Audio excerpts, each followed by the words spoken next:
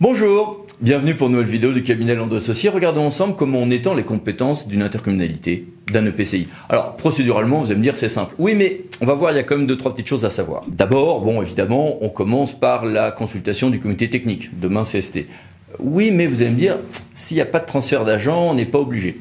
Hop, hop. Ce point pourrait être discuté, mais c'est vrai qu'il y a des jurisprudences dans ce sens. Puis ensuite, on délibère à la majorité simple pour proposer l'extension de compétences.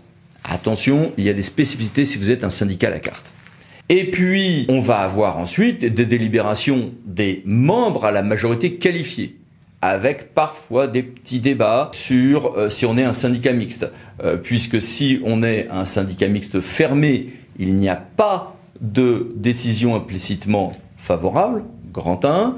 Grand 2, au-delà du délai de 3 mois pour les autres, est-ce que j'applique encore l'arrêt commune de l'Aveyron qui fait que pour le préfet on serait en situation de compétence liée avec obligation de signer, ou est-ce qu'on estime que cet arrêt est donné lieu à un revirement? Ce point pourrait donner lieu à discussion.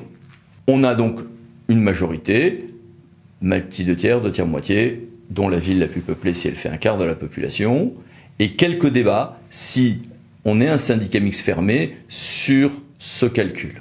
Mais attention, pour certains transferts de compétences, notamment en économie, il y a quelques délibérations complémentaires à prévoir. Et si on est un EPCI à fiscalité additionnelle, il faut un rapport financier un petit peu spécifique. D'une manière générale, il faut prévoir un rapport financier à ce stade. Alors, quelques remarques. D'abord, attention à anticiper très en amont le travail d'évaluation des charges pour les attributions de compensation pour les EPCI à fiscalité professionnelle unique et d'une manière générale à prévoir les questions de besoins futurs d'investissement. Il ne faut pas sous-estimer les questions de maintien de la diversité ou non des tarifs et des modes de gestion, avec plus de souplesse en droit sur ce point qu'on ne le croit usuellement. Le Conseil d'État vient encore d'ailleurs de le confirmer. Il faut conduire très prudemment le travail de réorganisation des services. C'est un art délicat. Si on va voir trop tôt le personnel et les organisations syndicales, ça peut être compliqué, notamment si on n'a pas fini le travail de concertation avec les élus, parce que cela peut conduire à un certain nombre de situations de parasitage d'une part, et d'autre part à rendre la discussion encore plus complexe. Mais si on va voir le personnel et les organisations syndicales tout à fait, alors que les décisions sont déjà entièrement prises, évidemment, ça va logiquement les braquer.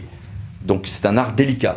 Attention à intégrer les spécificités propres aux syndicats. D'abord, si je suis un EPCI à fiscalité propre, quel impact sur les syndicats existants? C'est en droit et dans la manière de le gérer un sujet extrêmement délicat. Et puis, pour les syndicats mixtes fermés ou à ouvert, voire les syndicats à la carte, il y a beaucoup de spécificités par rapport à ce que je viens de vous exposer, notamment pour les syndicats mixtes ouverts, bien sûr.